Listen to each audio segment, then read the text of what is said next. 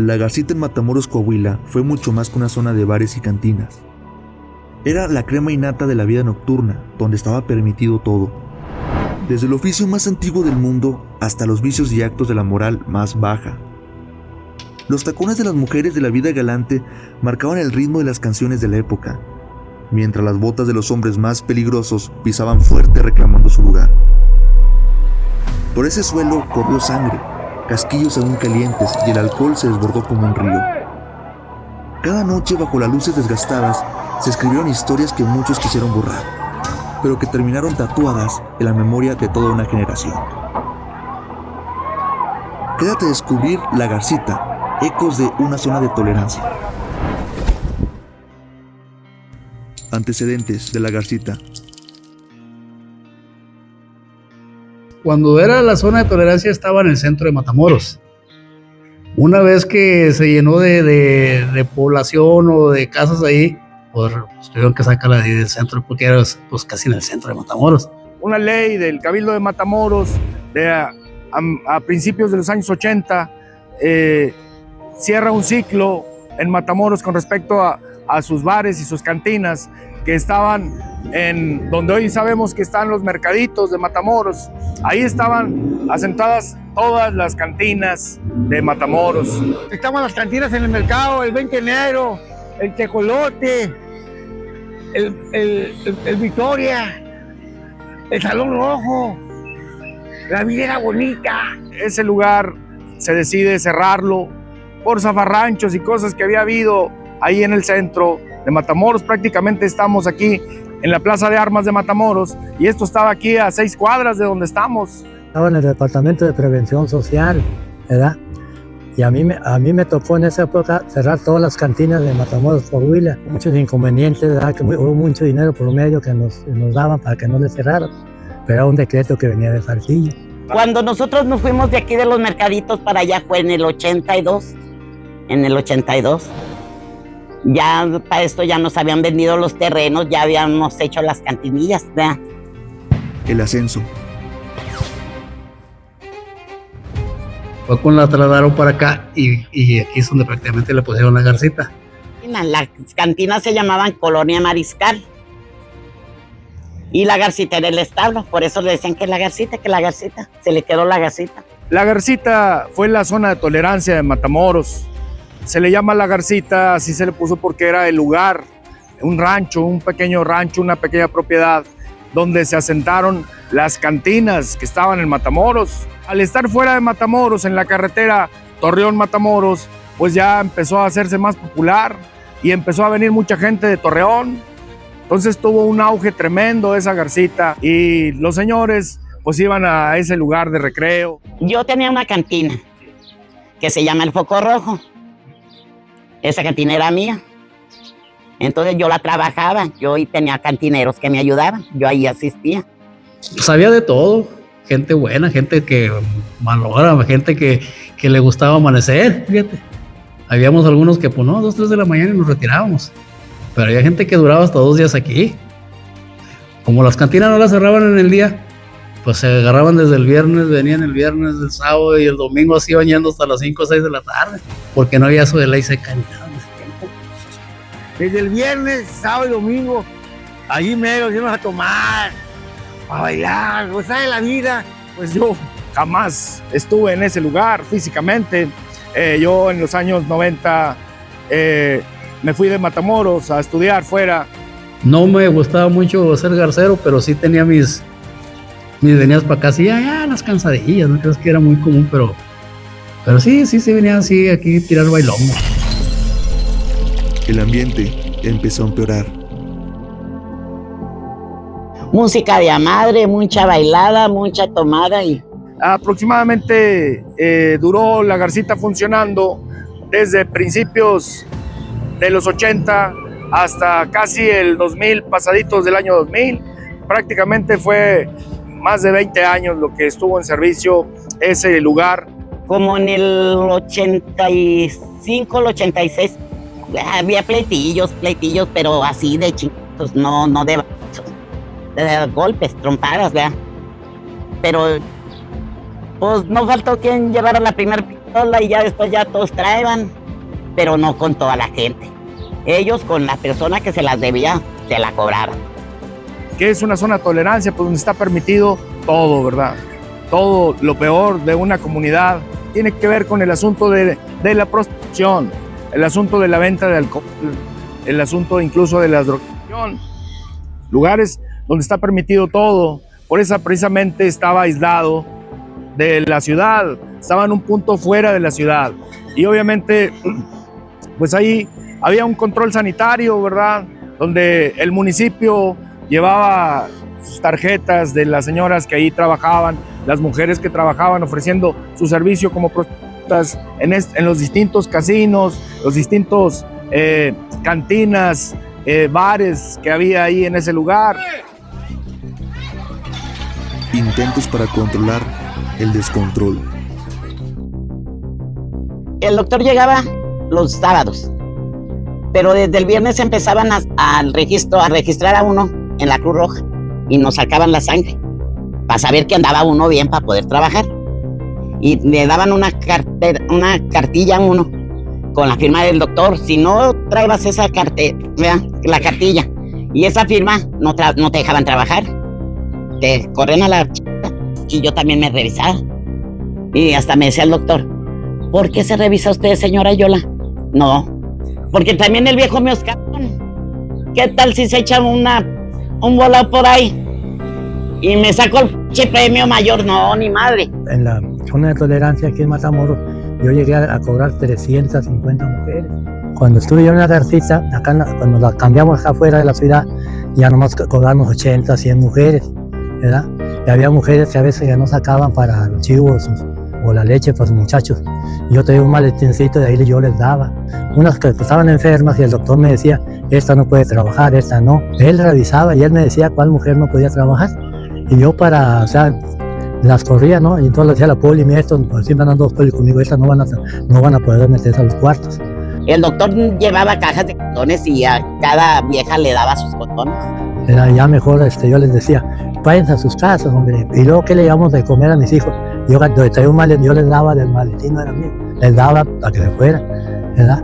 Y así había mucha gente, y luego habíamos así, oye, fíjate, Miguel, que no he sacado nada, venga, vaya a cenar, ¿verdad? Vaya a cenar y vaya esto. Porque siempre a veces llegaban ahí conmigo y me tocaban la puerta, doña Yola, préstenos. Y las maltrataba, y sí, tan jodidas ustedes, mendalos, esos hijos de su pinche madre. Denle a sus hijos, si andan para eso, denle a sus hijos. Aunque estuviera joven, si a ella le gustaba ese vato, no, preferían tenerlo encerrado en el cuarto y es ponerse a talonear, a tomar, a bailar y la chica. Pero el vato en el cuarto guardado. Lo que sí ya se ganaban, se lo daban al vato, al padrote. Aunque las cucas no llevaran otro día ni para un kilo de tortillas para sus hijos. Entonces, el ambiente que ahí se vivía, pues era un ambiente prácticamente muy liberal, ¿verdad? El fin de semana, guapetones, porque venías a ver las muchachas. Entonces tenías, echabas tu baño, tu bota, tu sombrero, porque en ese tiempo se usaba más lo vaquero que ahorita en la actualidad. Entonces todo el mundo pues venía aquí. Es más, hay gente que se salía de trabajar y sí, hoy se echaba su baño y antes de llegar a la casa de Jai Chivo, mira, Garcita, vámonos. Ya llegaba hasta el domingo, hermano. Hasta el domingo andaba llegando. Es más, de prevención social tuvo Poncho. Ese güey, ¿qué tenía que hacer ahí? Si era dentista el güey. Le dije, no, culo, tú eres para los hocico, güey, no para acá. Y se reía el güey porque yo le decía, ¿tú qué andas haciendo aquí? Incluso hay anécdotas e historias de que en las épocas que había las cosechas del algodón y muchas personas que estaban al frente de un grupo de campesinos, pues ellos recibían el salario de todos sus compañeros y había muchos de ellos que de repente cuando les llegaba eso que les decían los alcances, pues se iban allá a la Garcita y se acababan todo el dinero. Después los andaban siguiendo sus compañeros campesinos para que les devolvieran su recurso. Ya para trabajar, pues se ponían un short, una falda rabona. Ay, las viejas bailaban en una tanga, en veces con chichero, en veces sin chichero. Pues era su negocio de ellas. O sea, ellas tenían que venir guapas, hermosas. Entonces, ¿y tú, Cupedo? Pues a las viejas más hermosas, a las morras, más bonitas. Y pues prácticamente era su vestimenta de ellas, andar mostrando sus cualidades que tenían. Esa era su vestimenta de ella. Que había muchachas, que había señoras, y que había señoras ya grandes. De hecho, aquí hay gente, mujeres que se acabaron aquí en la Garcita, donde toda su vida anduvieron de tingo lilingo. No, mi favorita se llama Rosa. Sí, ya. No, pues estaba bonita la mujer y tengo muchos recuerdos de ella. Pues físicamente, pues se portó bien. Si hablamos de ahorita, pues vamos a ver que 200 pesos, 300 pesos y pues ya te arreglaba el asunto, vámonos. ¿Qué tanto puedes traer que no aguantes, güey? Y yo sabía de boxeo y todo. Y yo me peleaba allí a mano limpia. Yo el oso. Porque llegaban y yo sacaba a la muchacha y el vato se enojaba porque yo sacaba a su querida de él. Y nos agarramos a golpes. Y dice, pero Ana, bonito, los golpes, a puro golpe, todo. El tiempo es muy bonito. Muy bonito todo. Estaba muy feo, estaba muy árido, había mucho peligro, ¿verdad? Y aquí, en cambio, aquí cuando estaba en Matamoros, había más seguridad, podías andar en la calle, venirte a pie, y la gente decía nada, ¿verdad? Ya después se cambió para allá y fueron los problemas. Sí, las balaceras y todo, ¿verdad? Ya no es Garcita. Y ya no era costeable también, ya no. Sí, pues todo el mundo es conocido que aquí en la Garcita hubo muchísimas, no podemos hablar de 10, 15, había muchísimas.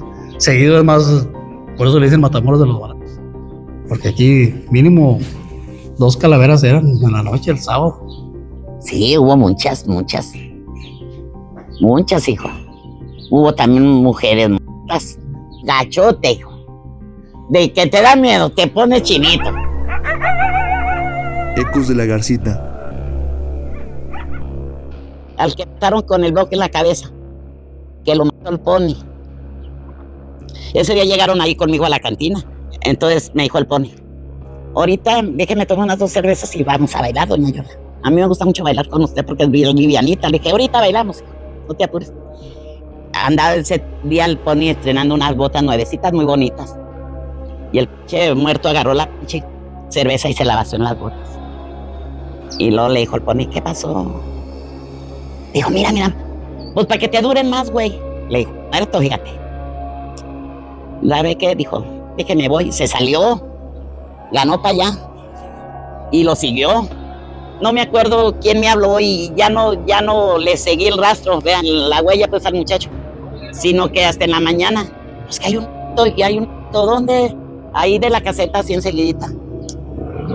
Ay, como tenía una cabeza ya. Pero me fijé en la ropa. Dije, este güey es el que andaba con mi compadre que llegó. Entonces, pues ya ellos ya los habían arrimado a declarar. Le dije, no. A mi compadre le dije, él no tiene la culpa, le dije, él los trajo, sí. Pero ya aquí se desbalagaron, se desgranó la mazorca que cada quien agarró para donde le dio su chigana. Le dije, y mi compadre se metió con una morra a acostar. A tomar y a acostarse.